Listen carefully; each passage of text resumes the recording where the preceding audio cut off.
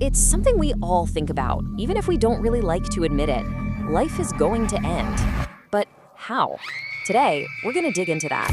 We're exploring the anatomy of what actually happens in our final moments, and really deconstructing one of our deepest, most human fears.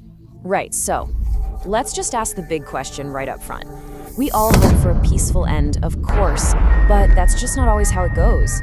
So, what really happens to our body and our mind in a deadly situation? What is that pain actually like, and how does the brain even begin to cope in its final moments? That's the real heart of what we're exploring. So here's how we're going to break it down. We'll start with the question itself, then we'll dive into two really intense case studies, one on fire and one on disease. After that, we'll look at the aftermath, what's left for those who are left behind, and finally, see what we can learn about being prepared. Okay, let's be really clear about something. The goal here isn't to scare you for the sake of it, not at all. It's about understanding reality. Because, knowing what can actually happen in a preventable accident, well, that's the very first step to making sure it doesn't. And you should forget everything you've seen in the movies. The situations we're talking about here are terrifyingly common. We're talking about a moment of distraction while you're cooking, or a small cut that you just ignore. They're rooted in the everyday, and that's precisely why having this conversation matters so much. All right, our first case study, it unfolds in just a matter of seconds. A moment of carelessness, a single stray spark, and suddenly, a simple household accident escalates into a fight for your life.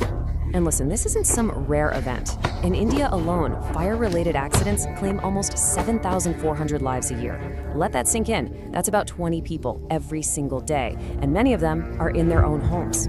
What's truly horrifying here is the speed. I mean, in the first 10 seconds, your brain is in a state of psychological denial. It literally cannot process the amount of pain it's receiving. But by the 1-minute mark, systemic failure begins. Your body itself becomes fuel for the fire. And within just 5 minutes, your organs are shutting down from a lack of oxygen. The key takeaway is just how unbelievably fast a survivable accident can become fatal. And that timeline is exactly why simple prevention is so critical. The advice is pretty straightforward. Have a fire extinguisher at home and actually know how to use it. Don't wear loose synthetic clothes while you're cooking. And just stay alert near open flames. That means putting the phone away. These tiny things can literally be life-saving. Okay, so we've seen an external threat. Now let's pivot and look at an internal one, where the danger begins with something so small we might not even notice it's there. Let's talk about tetanus, or as a lot of people know it, lockjaw. It can start with something as simple as getting a cut from a rusty nail. And from that tiny, insignificant wound, bacteria quietly release a neurotoxin that begins to hijack your entire nervous system. The progression is just insidious. For the first week, maybe two, nothing seems to happen. But then, that toxin takes hold. It might just start as a stiff neck that you brush off as, fatigue. But soon, the jaw locks shut. You literally can't open your mouth. You cannot open your mouth, do you? Yeah. Can you try to open your mouth? And then come the muscle spasms.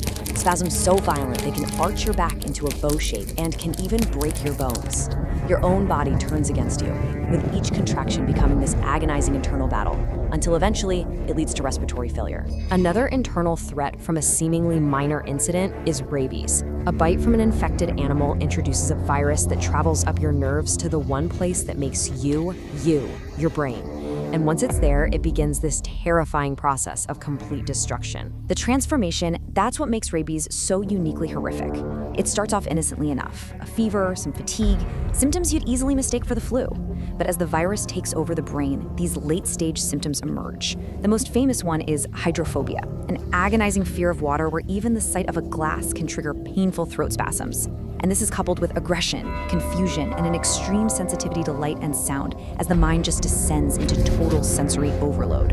And the global impact of this is just staggering. As you can see from this chart, over a third of all rabies deaths worldwide, a full 36%, occur in India alone, often from encounters with stray animals. The physical pain we've just described is, well, it's immense, but it's finite.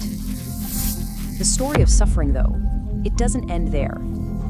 For the families left behind, a different, much longer-lasting pain is often just beginning. There's a quote from the source material that just puts it perfectly. The physical ordeal ends for the victim, But for their family, for them, the real crisis is just getting started.